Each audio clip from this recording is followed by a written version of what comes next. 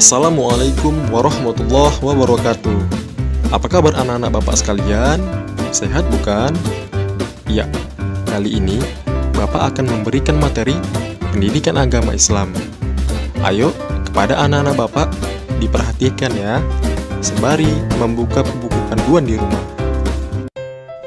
Oke anak-anak, sekarang Bapak akan memberikan pembelajaran, yakni tentang mengenal nama-nama Allah dan kitab-kitabnya. Ayo, kita bahas lebih lanjut. Oke anak-anak, sebelum kita memulai pembelajaran, mari kita bersama-sama membaca doa. Ayo, Bismillahirrahmanirrahim. Rabbi zidni ilma warzuqni fahma. Amin. Baik, anak-anak Bapak sekalian, pada kesempatan kali ini kita akan mempelajari Asmaul Husna atau nama-nama Allah yang baik. Yang sama-sama kita tahu bahwa nama-nama Allah yang baik berjumlah 99. Nah, pada kesempatan kali ini kita akan membahasnya 3. Yang pertama, Al-Mumin, Al-Hayyu, dan Al-Ahad. Penjelasan Asmaul Husna yang pertama yakni adalah Al-Mumin, yang mengandung arti yang maha mematikan. Allah Subhanahu wa Ta'ala berfirman, yang artinya setiap yang bernyawa pasti merasakan kematian. Oleh karena itu, kematian tidak dapat dihindari oleh manusia.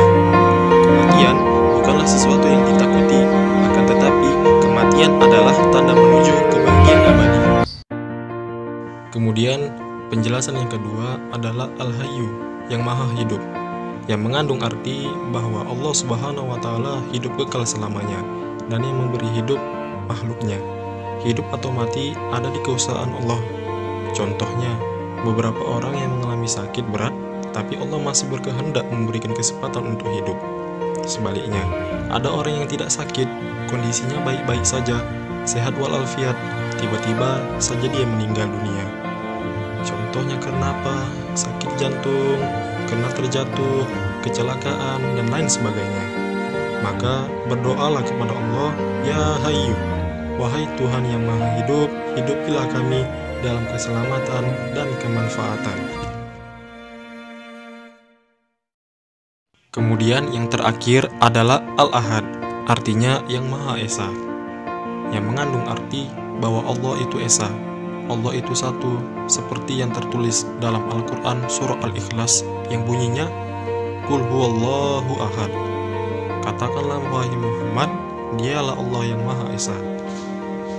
Baik, anak-anak Bapak sekalian, tidak ada yang pantas kita puji di dunia ini kecuali Allah Subhanahu wa Ta'ala, yang maha terpuji, yang maha kuasa, dan yang maha segalanya.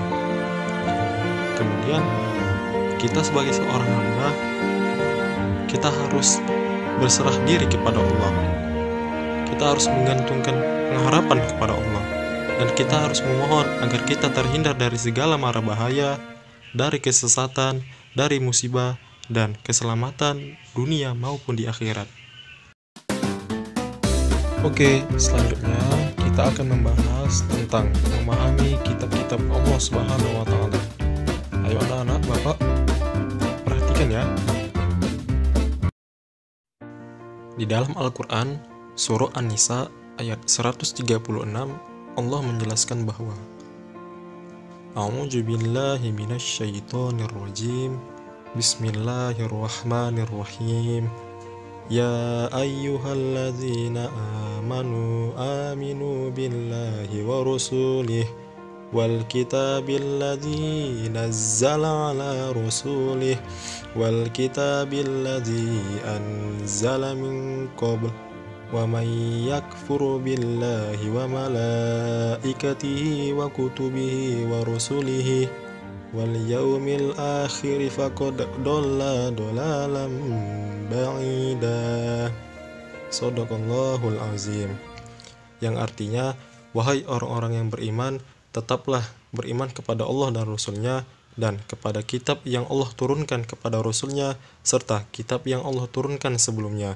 Barang siapa yang kafir kepada Allah, malaikat-malaikatnya, kitab-kitabnya, rasul-rasulnya, dan hari kemudian, maka sesungguhnya orang itu telah sesat sejauh-jauhnya.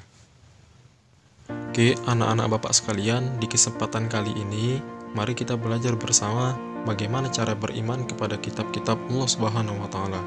Yang pertama adalah meyakini bahwa Allah Subhanahu wa taala telah menurunkan kitab-kitabnya kepada para rasulnya melalui perantaraan malaikat Jibril, dan kitab-kitab tersebut dijadikan pedoman hidup untuk menuntun dan mengatur cara kita bersikap, berperilaku guna mencapai keselamatan dan kebahagiaan hidup dunia maupun di akhirat.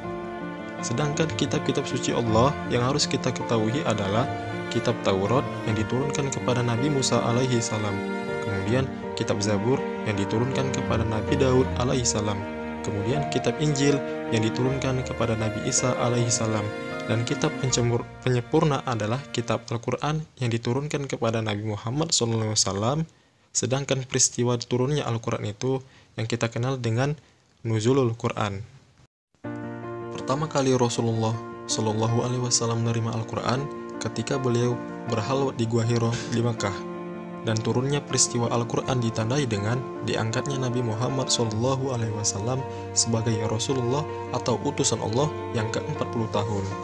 Al-Quran terdiri atas 114 surat, 30 juz dan 6.666 ayat, dan diwahyukan selama 22 tahun, 2 bulan, 22 hari. Al-Quran menyempurnakan hukum-hukum Allah Subhanahu wa taala yang terdapat kitab-kitab yang diturunkan sebelumnya. Al-Quran diturunkan kepada umat manusia sebagai rahmat bagi semesta alam, atau yang disebut dengan rahmatan lil alamin. Baik, itulah hasil pembelajaran kita hari ini. Mudah-mudahan pelajaran yang kita pelajari hari ini mendapat berkah dari Allah Subhanahu wa taala. Amin ya rabbal alamin. Dan Bapak akhiri, wassalamualaikum warahmatullahi wabarakatuh.